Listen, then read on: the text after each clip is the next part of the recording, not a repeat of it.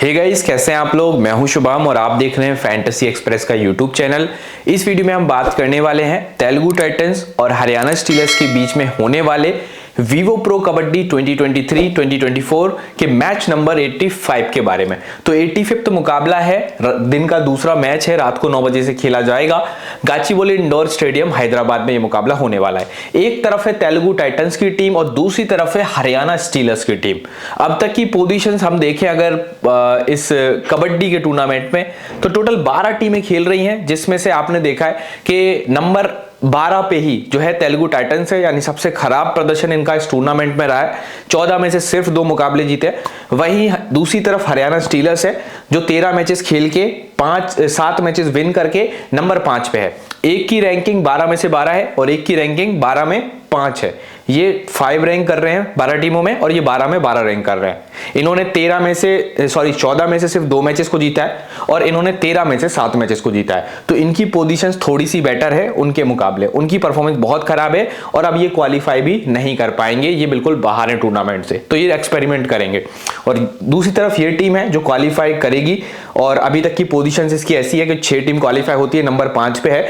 तो ये अच्छी पोजीशन और बनाना चाहेगी और स्ट्रॉन्ग करेगी खुद को, ताकि 6 से नीचे ना पहुंचे। तो हरियाणा स्टीलर्स क्वालिफाई के लिए परफॉर्मेंस देगी और ये वाली टीम जो है ये एक्सपेरिमेंट मोड में रहेगी। तो इस टीम से आप जो भी प्लेयर लेंगे थोड़ा सा रिस्की तो होगा। ठीक है, आगे हम बात करते हैं इस मैच की और टीम बनाएंगे। बट उससे पहले अगर आपने हमें टेलीग्राम पे ज्वाइन नहीं किया तो फटाफट ज्वाइन कर लो, अपने मोबाइल में टेलीग्राम का ऐप डाउनलोड कर लो। फिर चैनल सेक्शन में जाके इस यूजर नेम को सर्च कर लो जिसका नाम है कबड्डी एक्सप्रेस, @कबड्डी एक्सप्रेस हमारा चैनल का ही नेम है। और कमेंट सेक्शन में लिंक दिया हुआ है, सबसे ऊपर कमेंट सेक्शन में मेरा ही कमेंट है जिसको मैंने पिन किया हुआ है, उसमें लिंक है सबसे ऊपर, क्लिक करके ज्वाइन कर पाएंगे उस लिंक पे। ठीक है, नीचे कमेंट सेक्शन में जाइए और कमेंट सेक्शन में सबसे ऊपर मेरा लिंक मिलेगा, मेरा कमेंट मिलेगा, उसी पे क्लिक करना है, किसी और कमेंट पे नहीं, मेरे कमेंट पे ही क्लिक करना है। क्योंकि बहुत सारे आपको ऐसे ऐड मिलेंगे यूट्यूब पे जो आपको बैटिंग साइट्स की तरफ लेके जाएंगे और आपका नुकसान करा देंगे। तो उन एड्स पे क्लिक नहीं करना है, आपको कमेंट सेक्शन में जाना है और जेन्युइन चैनल पे जहां पे आपसे 1 रुपया नहीं लिया जाता और बैटिंग का कोई प्रमोशन नहीं होता, तो इसी चैनल पे आपको ज्वाइन होना है अगर आपको फैंटेसी ही खेलना है। बाकी अगर कुछ और खेलेंगे दिक्कत हो जाएगी। ठीक है, तो डाउनलोड करें ऐप को और MyFav11 ऐप को भी डाउनलोड करें जो कि टेलीग्राम के लिंक के जस्ट नीचे आपको दिया हुआ है इसका लिंक। रेफर कोड FX लगा के साइन अप कर लेना। कबड्डी में खेल कर देखिए MyFav11 एप्लीकेशन पे, जहां पे काफी ऑफर्स भी चलते हैं और जो लोग रेफर कोड FX लगा के जाते हैं इस ऐप पे उनको bonus free entry give away भी मिलता है। तो एक बार खेल के देखिए। बात करते हैं इस मैच की, तो एक तरफ है तेलुगु टाइटंस, दूसरी तरफ है हरियाणा स्टीलर्स। एक तो बॉटम टेबल पे है, बिल्कुल आखिरी टीम है, और एक टीम मिड में है, नंबर 5 पे। ठीक है, तो तेलुगु टाइटंस की अगर हम बात करें पिछले मैच में रेडिंग की, तो प्रफुल्ल जवारे पिछले मैच में नहीं खेले, जिसकी वजह से 0% रेडिंग हुई इनकी लेफ्ट साइड से, क्योंकि वही अकेले ऐसे रेडर हैं जो लेफ्ट से रेडिंग करते थे थोड़ी बहुत, बट अब वो भी नहीं खेल रहे। राइट से रेडिंग कौन कौन करता है? पवन शेरावत करते हैं, रजनीश दलाल करते हैं, रॉबिन चौधरी करते हैं, संजीव VS करते हैं, ओमकार पाटिल करते हैं। पिछले मैच में 100% रेडिंग आपने तेलुगु टाइटंस की राइट साइड से देखी थी और इस मैच में भी एक्सपेक्टेड रहेगी। अगर प्रफुल्ल जवारे नहीं खेलते तो फिर राइट से ही ऑलमोस्ट पूरी रेडिंग होगी, 100% रेडिंग होगी। तो ये वाला जोन जो है, इसी जोन में मोस्टली रेडर्स मूव करने वाले हैं। और इस जोन में कौन कौन से मेन रेडर मूव करेंगे, तो मेन रेडर में आ जाएंगे सबसे पहले पवन शेरावत, जो इस टूर्नामेंट की सबसे कॉस्टली आई थिंक 2.6 करोड़ में इनकी ऑक्शन हुई थी। बाकी टीम पूरी 30-40 लाख में आ गई और ये अकेले 2 करोड़ 60 लाख में आए। ठीक है, पवन शेरावत सिर्फ यही अकेला जो है टीम से बढ़िया खेलते हैं और बाकी कोई नहीं खेलता। फिर रजनीश दलाल भी है, अगर टीम इनको मौका दे तो ये भी रेडिंग करते हैं। फिर इनके अलावा इनके पास रॉबिन की भी ऑप्शन है राइट से रेडिंग करने की।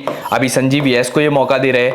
ठीक है, पिछले मैच में संजीव VS के साथ आपको ओमकार पाटिल भी खेलते देखे। ठीक है, तो इतने सारे रेडर जो है ये राइट से रेडिंग करेंगे और इसमें मेन लीड रेडर होगा जो टीम की 50% से ज्यादा रेडिंग करेगा, वो है पवन शेरावत। ठीक है, अब कौन कौन से प्लेयर्स जो है इनको टैकल करेंगे? फर्स्ट चेन ऑफ डिफेंस में आपको देखेंगे नवीन कुंडू, या फिर टीम अगर मोहित खिलर को खिलाना चाहे तो मोहित खिलर भी आ सकते हैं। मोहित खिलर की थोड़ी सी फॉर्म डाउन हुई थी जिसकी वजह से नवीन कुंडू को मौका मिला और ये भी अच्छे प्लेयर माने जाते हैं। अगर आप इनके डोमेस्टिक रिकॉर्ड देखेंगे तो अच्छे हैं नवीन कुंडू। ठीक है, तो पिछले मैच में अच्छा खेले, शायद 4 टैकल पॉइंट्स किए थे, सबसे ज्यादा टैकल पॉइंट्स इन्होंने ही दिए थे, सक्सेसफुल टैकल 4 किए थे। और यहाँ से मोहित और जयदीप पिछले मैच में 3-3 टैकल पॉइंट कर गए थे और राहुल ने 1 ही टैकल पॉइंट किया था पिछले मैच में।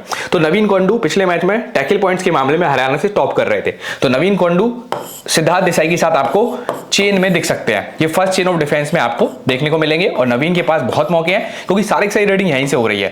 तो अगर नवीन अच्छे से खेलें, पवन सहरावत को बस ठीक से खेलना है क्योंकि पवन सहरावत लीग का सबसे बढ़िया रेडर है और जब ऐसे बढ़िया रेडर खेलते हैं तो फिर डिफेंस जो है वो गलतियां कर सकता है। तो पवन सहरावत के सामने अगर ये पेशेंस से खेलें, बाकी रेडर्स पे अपने दाव दे तो नवीन अच्छा कर सकते हैं। बट अगर पवन सहरावत पे ये आएंगे, मतलब इनको टैकल करेंगे, बहुत सोच समझ के करना पड़ेगा। तो नवीन कुंडू इंपॉर्टेंट है क्योंकि टैकल्स इनके पास ज्यादा होंगे, ठीक है, क्योंकि साइड रेडिंग यहीं से है, सो इनको मौके भी ज्यादा हैं और डोमेस्टिक की भी अच्छे प्लेयर माने जाते हैं। ये देसाई के साथ आपको फर्स्ट चेन ऑफ डिफेंस में देखेंगे। फिर आपको विनय देखेंगे without any chain, without any chain Vinay आपको यहाँ पे खड़े मिलेंगे। फिर आपको कवर्स की जोड़ी देखने को मिलेगी जिसमें आपको जयदीप दाहिया और मोहित नांदाल दिखेंगे। अब देखिए जयदीप दाहिया कैसी भी कंडीशन हो परफॉर्मेंस बहुत अच्छी देते हैं। पिछले मैच में 6 टैकल्स में से 3 सक्सेसफुल थे जबकि रेडिंग पूरी राइट से ही हो रही थी, तब भी जयदीप दाहिया मौके बना लेते हैं। तो जयदीप दाहिया को कम मत समझना, जयदीप दाहिया टीम का सबसे बेस्ट डिफेंस है, तो वो आपको फिर भी कवर करना पड़ेगा। हाँ, मोहित नांदाल इस मैच में थोड़ा सा ज्यादा बेटर करके जा सकते हैं क्योंकि राइट से पूरी रेडिंग है और नांदाल टीम की राइट कवर है, ठीक है। सो नांदाल के पास बेस्ट एंगल्स बनने वाले हैं, तो कुंडू तो इंपॉर्टेंट रहेंगे। जयदीप दाहिया फॉर्म की वजह से बहुत इंपॉर्टेंट है और अटेम्प्ट्स की वजह से देखें और ठीक ठाक फॉर्म है इनकी। नांदाल की बहुत अच्छी फॉर्म नहीं है बट बहुत खराब भी नहीं है, ऊपर से अटेम्प्ट्स ज्यादा हैं, तो नांदाल आपके लिए एक्सट्रीमली इंपॉर्टेंट कैटेगरी में रहेंगे। तो ये आपको छोड़ने नहीं है बिल्कुल भी टीम में। आखिरी चेन ऑफ डिफेंस में आपको शिवम पटारे और राहुल सेतपाल दिखेंगे। राहुल सेतपाल की फॉर्म पिछले कुछ मैचेस से थोड़ी सी डाउन गई है, इस मैच में थोड़ा सा एडवांस जाके, बल्कि पूरे, क्योंकि रेडर कोई लेफ्ट में है नहीं तो इनको एडवांस ही जाना पड़ेगा इन रेडर्स को पकड़ने के लिए। सेतपाल बहुत अच्छे प्लेयर है, अगर इनके जोन में रेडिंग होती है तो ज्यादा बेटर करते हैं, बट अपोजिशन में रेडिंग होती है तब थोड़ी सी परफॉर्मेंस डाउन जाती है। तो आपको कुल मिला के समझ में आ गया कि नवीन कुंडू की इंपॉर्टेंस सबसे ज्यादा है। उसके बाद फॉर्म वाइज तो दाहिया इंपॉर्टेंट है, बट अटेम्प्ट्स वाइज देखें तो नांदाल की इंपॉर्टेंस थोड़ी ज्यादा है। तो नांदाल और दाहिया ये 3 प्लेयर्स आप लीजिए टीम में। मेरे हिसाब से इन तीनों में से मैं किसी को नहीं छोड़ूंगा। अगर स्मॉल लीग खेलूंगा तो इन तीनों को कवर करने वाला हूं, क्योंकि एक तो ये टीम अच्छी है, क्योंकि आपको पता है बार बार ऑल आउट करेंगे तो इनके पॉइंट्स भी तो बढ़ेंगे, और सामने जो टीम है वो थोड़ी सी हल्की है। अगर उस टीम में पवन शेरावत को आप हटा दे तेलुगु टाइटन से तो वो शायद एक भी मैच ना जीत पाए, क्योंकि 2 मैच भी जो जीते हैं वो पवन सहरावत की वजह से जीते हैं, ठीक है। तो आप समझ गए पूरी कहानी। तेलुगु राइट रेडर्स से भरी पड़ी है और इसका सीधा फायदा नवीन कुंडू को मिलेगा, मोहित को मिलेगा। और फॉर्म वाइज देखें तो दाहिया हर कंडीशन में अच्छा खेल रहा है। अब आगे चलते हैं, बात करते हैं दूसरी टीम की। दूसरी टीम कौन सी है? हरियाणा स्टीलर्स। इनकी रेटिंग कहां से कितनी होती है तो मैं आपको एग्जैक्टली बताऊं पिछले मैच में कितने % रेटिंग कहां से हुई। पिछले मैच में हरियाणा स्टीलर्स की 62% रेटिंग लेफ्ट से हुई थी। और लेफ्ट से कौन कौन रेडिंग कर रहा था पिछले मैच में? यहाँ पे शिवम पटारे ने स्टार्टिंग 7 में आके रेडिंग करी, सिद्धार्थ देसाई ने रेडिंग करी, और आई थिंक सब्स्टिट्यूट में आए थे प्रपंजन, तो इन्होंने भी शायद एक आध कुछ रेडिंग डाली थी। तो 62% ऑफ द रेडिंग टीम की यहाँ से हुई थी, जिसमें शिवम पटारे ने काफी रेडिंग करी थी, काफी टच पॉइंट लेके आए थे। और राइट साइड से हम देखें तेजस पाटिल ने एक आध रेट डाली थी और विनय ने भी बहुत ज्यादा रेट तो डाली थी बट टच पॉइंट नहीं ले पाए थे। तो 38% of the raiding Haryana Steelers की आपने राइट से देखी थी। आमतौर पर राइट से रेडिंग हरियाणा की ज्यादा होती थी जब तक प्रपंजन और रंजीत नहीं खेल रहे थे, और बीच में शिवम पटारे भी जब नहीं खेल रहे थे तब राइट से ही रेडिंग ज्यादा होती थी। बट जब से शिवम पटारे आए, फिर रंजीत, प्रपंजन, तो लेफ्ट रेडिंग इनकी थोड़ी सी बड़ी है।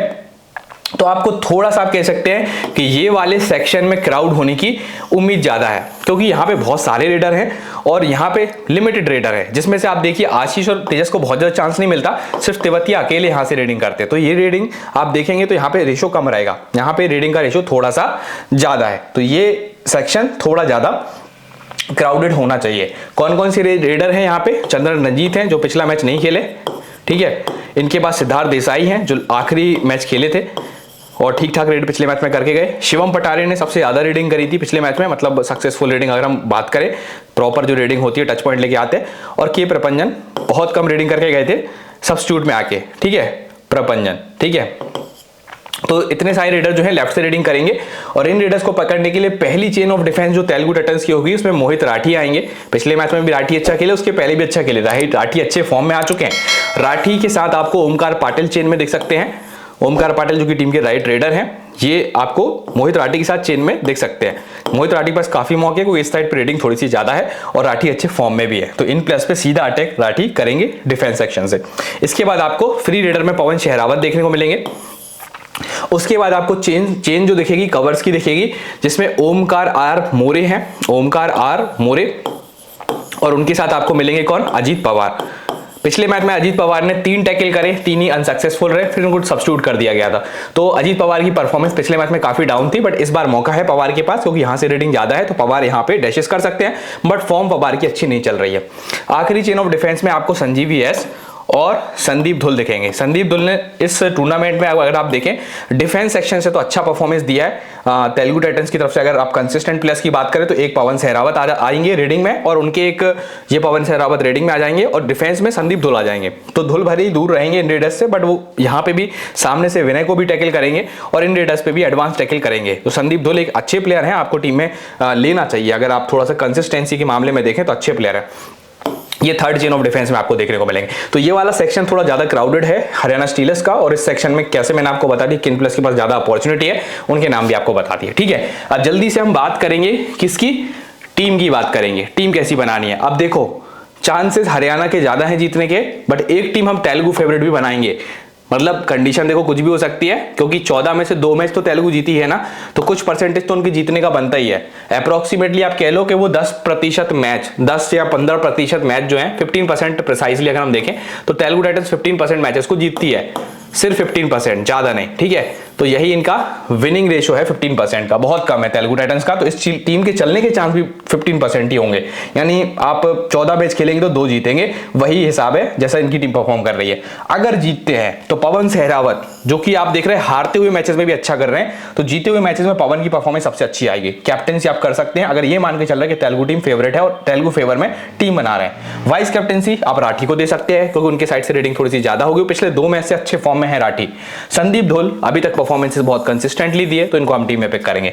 बाकी कोई भरोसेमंद प्लेयर तेलुगु का है नहीं, तेलुगु बाहर भी ऑलरेडी हो चुकी है, सो चेंजेस करेंगे। तो जितने और प्लेयर खेलेंगे इनके अलावा वो बार बार सब्स्टिट्यूट होंगे, तो उनको लेने का मतलब नहीं है। तो तेलुगु फेवरेट टीम में भी आपको जो है हरियाणा के ज्यादा प्लेयर लेने पड़ेंगे।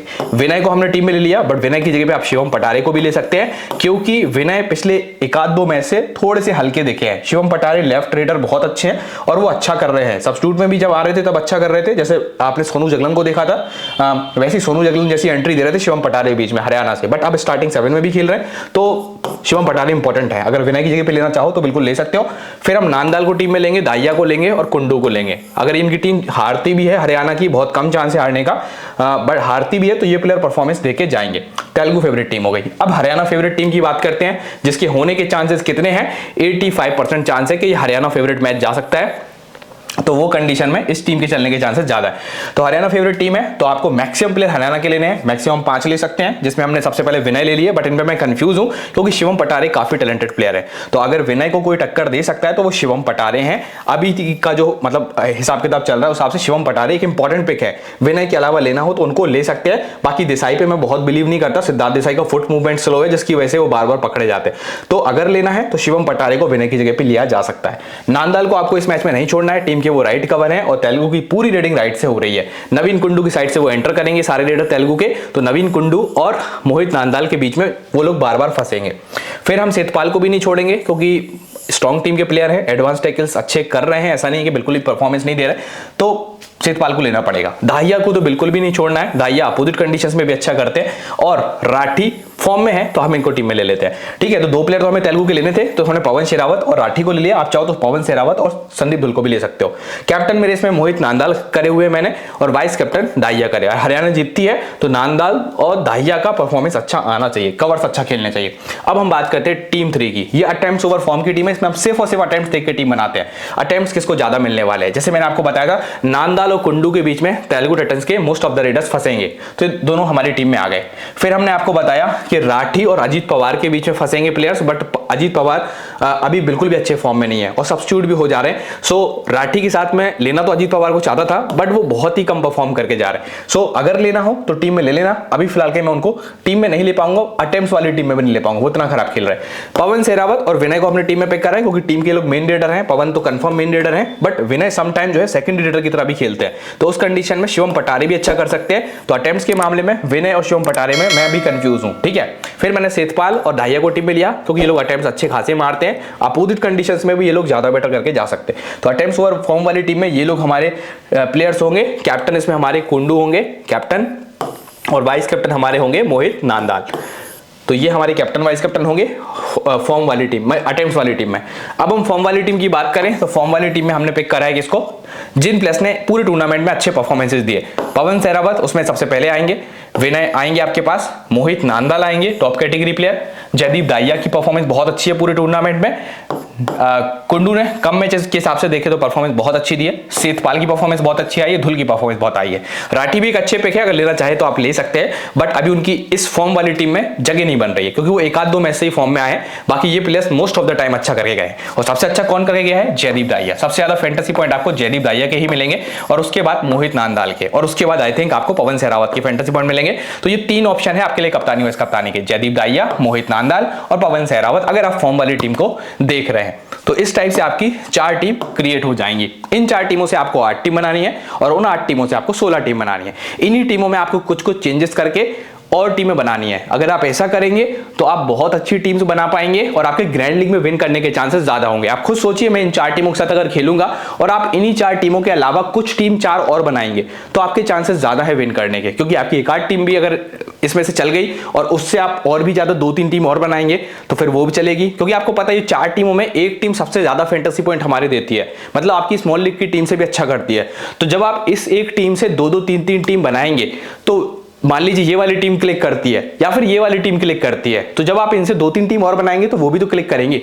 तो इस टाइप से आप ज्यादा जीतेंगे। 4 टीमों से परफॉर्मेंस आने के चांसेस कम है, मतलब ग्रैंड लीग में अच्छा परफॉर्म करने के चांसेस 4 टीमों से कम होंगे, बट जब 4 की 8 और 8 की 16 टीम बनेगी तो एब्सोल्युटली आपकी परफॉर्मेंस 1 या 2 टीम की बहुत अच्छी आएगी। आपकी सारी एंट्री फी तक वापस हो जाएगी अगर वो 1-2 टीम चल गई। ठीक है, तो समझिए, सोचिए समझिए, अपने हिसाब से टीम्स बनाइए, वो आपके लिए ज्यादा बेटर होगा। अगर ये एनालिसिस हमारा आपको अच्छा लगता है तो प्लीज एक लाइक, एक शेयर और एक सब्सक्राइब जरूर कीजिएगा।